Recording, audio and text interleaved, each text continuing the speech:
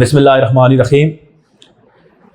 سیدنا عثمان غنی رضی اللہ تعالیٰ عنہ پہ ایک اعتراض یہ بھی کیا جاتا ہے کہ آپ نے اپنے قریبی رشتہ دار مروان بن حکم کو آپ نے اپنا سیکٹری مقرر کیا اور وہ منمانیاں کیا کرتا تھا، اور ایک جنگ کے دوران خمس کی رقم بھی آپ نے اس کو ادا کی۔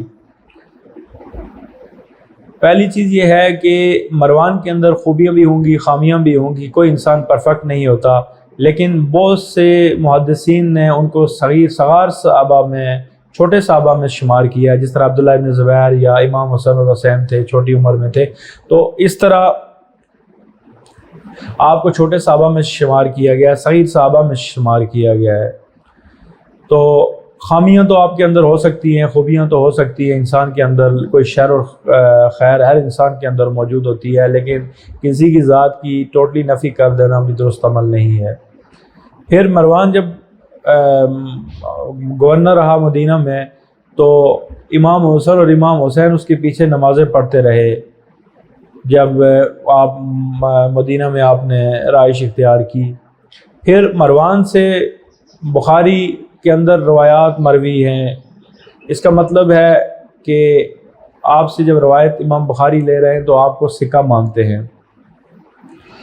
پھر جو خمس والا واقعہ جو بیان کیا جاتا ہے وہ کسی حدیث کی کتاب میں نہیں ذکر، کسی صحیح روایت میں ذکر نہیں ہے کہ خمس کی رقم اس کو دی گئی، بلکہ یہ واقعی اور ابو مخنف جیسے کذاب راویوں کی روایتوں سے یہ چیز اخذ کی گئی ہے اور وہاں سے یہ چیز لی گئی ہے۔ اس کے علاوہ کسی صحیح روایت کی بنا پر یہ چیز نہیں کہ اس نے خمس میں سے کوئی حضرت عثمان نے اس کو رقم دی۔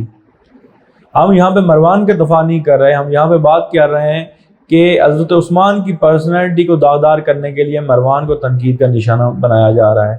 حضرت عثمان جلیل القدر صحابی ہیں، اللہ تعالیٰ نے ان کو محفوظ رکھا ہوا ہے، وہ عشرہ مبشرہ میں سے ہیں، وہ خلیفہ راشد ہیں۔ مروان کے اندر خامیاں بھی ہوں گی، لیکن یہ الزام سراسر اس کے اوپر غلط لگایا جا رہا ہے، کوئی صحیح سند اس کی موجود نہیں ہے۔ شاہ عبدالعزیز محدث دہلوی اور قاضی ابو بکر ابن العربی العواصم من القواسم کے اندر اس روایت پہ جرح کرتے ہوئے اسے موضوع روایت، جھوٹی روایت قرار دیتے ہیں۔ اب جھوٹی روایت ایسی کہ جو کذاب راوی جو بہت عثمان رکھتے تھے ان کی طرف سے بیان کی گئی روایات کے اوپر یہ اعتراض کیا جاتا ہے۔ وما علینا الا البلاغ۔